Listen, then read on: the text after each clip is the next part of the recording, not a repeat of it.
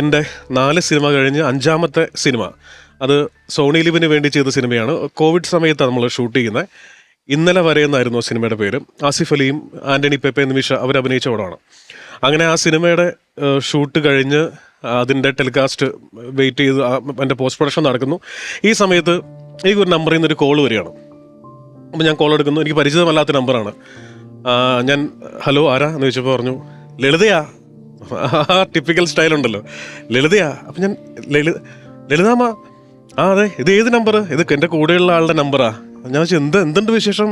അല്ല, ഒരു സിനിമ ഇപ്പോൾ കഴിഞ്ഞ കാര്യം ഞാൻ അറിഞ്ഞു എന്ന് പറഞ്ഞു. അപ്പം ഞാൻ പറഞ്ഞു, അല്ല, ആ സിനിമയ്ക്ക് വിളിച്ച സമയത്ത് ഹോസ്പിറ്റലാന്ന് പറഞ്ഞില്ലേ? അതെ, ഹോസ്പിറ്റലായിരുന്നു. ഇനി അത് എപ്പോഴും അങ്ങനെ മനസ്സിൽ വെക്കണ്ട. ഹോസ്പിറ്റലിൽ നിന്ന് ഇറങ്ങി വീട്ടിലേക്ക് ഇപ്പം എത്തിയതേ ഉള്ളൂ. എത്തിക്കഴിഞ്ഞപ്പോൾ ഇങ്ങനെ ജിസിനെ ഒന്ന് വിളിക്കുകയാണ്. അപ്പോൾ ഈ സിനിമയിൽ ഞാനില്ല, ഞാൻ സമ്മതിച്ചു, ഓക്കെ. പക്ഷെ അടുത്ത പടത്തിൽ ഞാനുണ്ട്, ഇനി അങ്ങോട്ടുള്ള എല്ലാ പടത്തിലും ഉണ്ട്. പക്ഷെ ആരുടെ ഞാനിത് ഏതാനും എൻ്റെ വീട്ടിലിത് പറഞ്ഞിട്ടുള്ള കഥയാണ്. ഏതാനും സ്ഥലങ്ങളിൽ മാത്രം അവതരിപ്പിച്ചിട്ടുള്ള ഒരു സിറ്റുവേഷനാണിത്. സത്യം പറഞ്ഞാൽ നിങ്ങൾക്ക് എന്തുമാത്രം മനസ്സിലാവുമെന്ന് എനിക്കറിയില്ല. പക്ഷേ ഞാൻ ആ കോള് കട്ട് ചെയ്തിട്ട് ഞാൻ വല്ലാതെ ഒത്തിരി നേരം ഇരുന്ന് ചിന്തിച്ചു പോയ ഒരു കോളാണത്. ഒരുപാട് കരഞ്ഞു എന്ന് ഞാൻ പറയുന്നില്ല, പക്ഷെ ഉള്ളുകൊണ്ട് കരഞ്ഞു. കാരണം ലളിതാമ്മയെ പോലെ ഇപ്പം ഞാൻ കമൽ സാറ് പറയുമ്പോൾ അവിടെ ഇരുന്ന് അത്ഭുതത്തോടെ കേട്ടുകൊണ്ടിരിക്കുകയാണ്. എന്ത് ചരിത്രമാണ് ഈ പറയുന്നത്. അതെ അതെ, കല്യാണി കളവാണി മുതൽ നമ്മൾ കണ്ടുകൊണ്ടിരിക്കുന്ന സത്യൻ മാസ്റ്ററുടെ കൂടെയും അതിനു മുമ്പൊക്കെ അഭിനയിച്ചു തുടങ്ങിയ, ഇനി പ്രത്യേകിച്ച് ജിസ് ജോയി എന്ന് പറയുന്ന ഒരാളുടെ സിനിമയിൽ അഭിനയിച്ചിട്ട് ലളിതാമ്മയ്ക്ക് ഒരു സ്റ്റെപ്പ് പോലും മുന്നോട്ട് പോകേണ്ട ആവശ്യമില്ല. ഒന്നുമില്ല, അത്രയേറെ നേടിക്കഴിഞ്ഞു എല്ലാ രീതിയിലും, പ്രശസ്തി കൊണ്ട്, സമ്പത്ത് കൊണ്ട്, എല്ലാം. പക്ഷെ എന്നിട്ടും ആ ഒരു അടുപ്പമുള്ളവരോട് കാണിക്കുന്ന ഒരു സ്നേഹവും അവരുടെ മാത്രല്ല, അമ്മയ്ക്ക് അഭിനയിക്കണം, അതായത് മരണം വരെ അഭിനയിക്കണം. അത് ചെറിയ വേഷമാണെങ്കിലും എന്താണെങ്കിലും. ഇപ്പൊ ഞങ്ങൾ ഒരുമിച്ചുണ്ടായിരുന്ന ഇതിൽ അവസാന കാലഘട്ടത്തിൽ കാൽപ്പനികമായിട്ടുള്ള മറ്റേ ഡയലോഗ് ഇല്ലായിരുന്നോ? സ്റ്റേജിൽ അഭിനയിച്ചുകൊണ്ടിരിക്കുമ്പോ തന്നെ മരിക്കണം.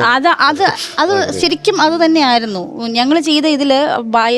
കുറച്ച് അസുഖം, ശാരീരിക ആരോഗ്യപരമായിട്ടുള്ള പ്രശ്നങ്ങൾ വന്ന സമയത്ത് അമ്മയെ കുറച്ച് നാളുകൾ ഒഴിവാക്കി നിർത്തിയിരുന്നു. ഇല്ലാന്ന് പറയുന്നില്ല, ഒഴിവാക്കി നിർത്തി. നമുക്ക് വയ്യായിരുന്നു ആക്ച്വലി. ആ സമയത്ത് എന്നെ ഫോൺ ചെയ്ത് ചോദിച്ചൊരു ചോദ്യമുണ്ട്. എനിക്കിപ്പോഴും അത് ഭയങ്കര വേദന. എന്നിട്ട് ഞാൻ സംസാരിച്ചിട്ട് 2ാമത് അമ്മയെ കൊണ്ടുവന്ന് അഭിനയിപ്പിച്ചിരുന്നു. അത് എൻ്റെ അടുത്ത് ചോദിച്ച്, എടി എന്താടി അവരെന്നെ വിളിക്കാത്തെ? എന്നെ വിളിക്കാൻ എനിക്ക് പറയാൻ വയ്യ. എനിക്ക് അത്രയ്ക്ക് വിഷമം ഉണ്ടായിപ്പോയി. കാരണം ഒരു കലാകാരിയുടെ അല്ല, അവരുടെ ഒരു റുട്ടീൻ ഉണ്ടായിരുന്നേ.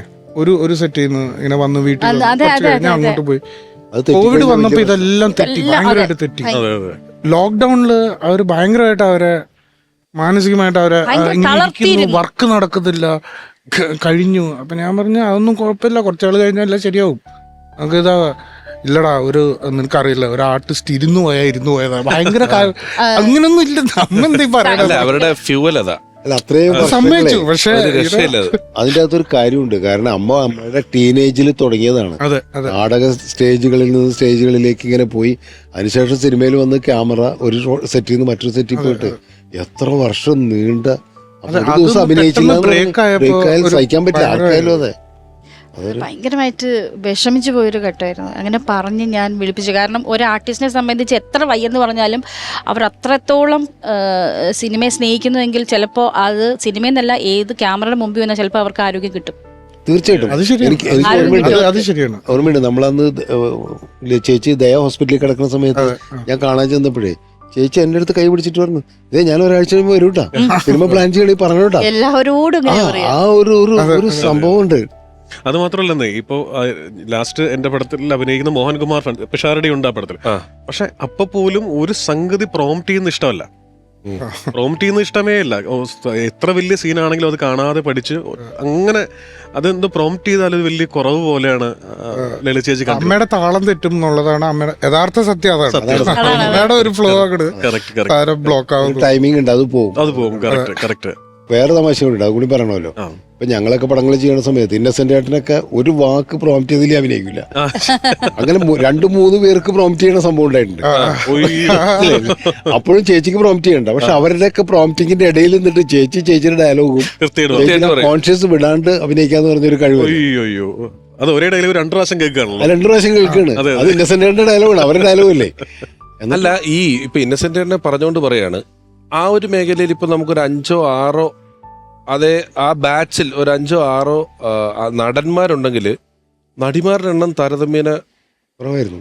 കുറവാണ്. എല്ലാ കോമ്പിനേഷനുകളിലും നമ്മളിപ്പം ഇരുന്ന് ലെജൻസ് എന്ന് വിളിക്കുന്ന ഒരു ബാച്ചിന്റെ ഒപ്പം എല്ലാം, അതിപ്പോ പൊന്മുട്ടയിടുന്ന താറാവ് എടുത്താല്, അല്ലെങ്കിൽ മണിച്ചിത്രത്താഴ് എടുത്താല്, ഇന്നസെന്റ് ചേട്ടനോടൊപ്പം, ജഗതി ചേട്ടനോടൊപ്പം, ഹീറോ ആയിട്ടുള്ള മമ്മൂക്കയോടൊപ്പം, ചേട്ടൻ, തിലകൻ ചേട്ടൻ, തിലകൻ ചേട്ടന്റെ ഒപ്പം, നമ്മളിപ്പോ സ്ഫടിക എടുത്താല്, ഇപ്പൊ ഞാൻ നേരത്തെ മോശമാണോ?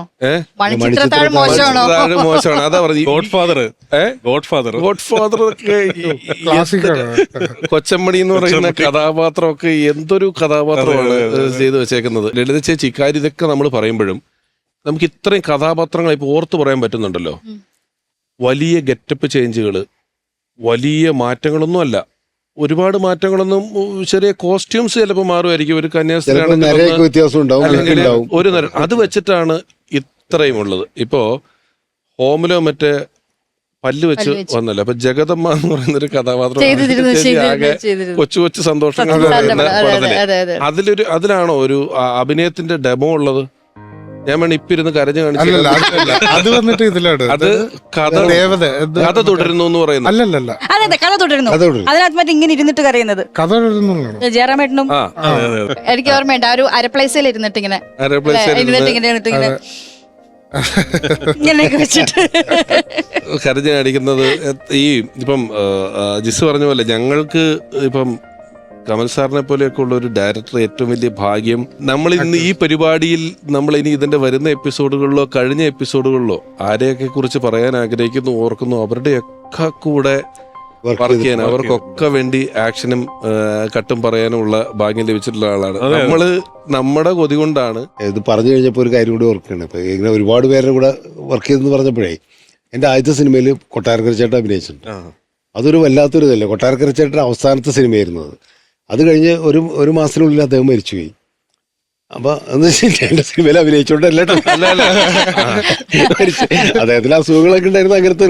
പക്ഷേ നമ്മളിങ്ങനെ കണ്ട് ആഗ്രഹിച്ചിരുന്ന കൊട്ടാരക്കരയെ പോലെ തിക്കുറിശ്ശേട്ടൻ എൻ്റെ 2 സിനിമയിൽ അഭിനയിച്ചിട്ടുണ്ട്. അപ്പോൾ അങ്ങനെയൊക്കെ ഒരു പഴയ കാലം മുതൽ, അതിൽ പ്രേം നസീർ സാറിൻ്റെ കൂടെ, നസീർ സാറ് ഞാൻ സംവിധാനം ചെയ്ത പടത്തിൽ അഭിനയിച്ചിട്ടില്ല മാത്രമേ ഉള്ളൂ. പക്ഷേ ഞാൻ അസോസിയേറ്റ് ആയിട്ട് വർക്ക് ചെയ്തിട്ടുണ്ട്. മസാറ് അഭിനയിച്ചിട്ടുണ്ട്. അങ്ങനെ പഴയ ഒരുപാട് ആൾക്കാരുടെ കൂടെ അഭിനയിച്ചിട്ടുണ്ട്.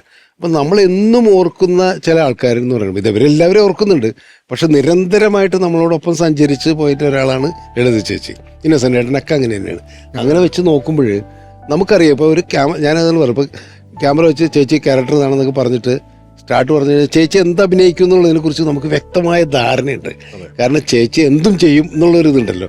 അപ്പോൾ ഏത് രീതിയിലുള്ള ഒരു ക്യാരക്ടർ ആയാലും ഡയലോഗായാലും ചേച്ചി അത് ചെയ്യും, അത് പറഞ്ഞു കൊടുത്താൽ മതി എന്ന് പറയുന്ന ഒരു വല്ലാത്തതുണ്ട്. മറ്റു പലർക്കും അങ്ങനെയില്ല. ക്യാരക്ടർ മനസ്സിലാവാൻ തന്നെ കുറേ നേരം എടുക്കും. നമുക്കറിയാം ഇപ്പോൾ പല ആക്ടേഴ്സിൻ്റെ ഒക്കെ ഒരു പ്രശ്നമാണ്, ആ ക്യാരക്ടർ എന്താണ്, അതിൻ്റെ മീറ്റർ എന്താണെന്ന് മനസ്സിലാക്കാൻ തന്നെ ഒരുപാട് സമയമുണ്ടാകും.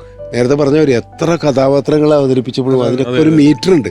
ഓരോ ക്യാരക്ടർ നമ്മളൊരു മീറ്റർ എന്ന് പറയില്ലേ, അത് ചൂസ് ചെയ്യുന്ന ഒരു വലിയ കഴിവ് തന്നെയാണ്.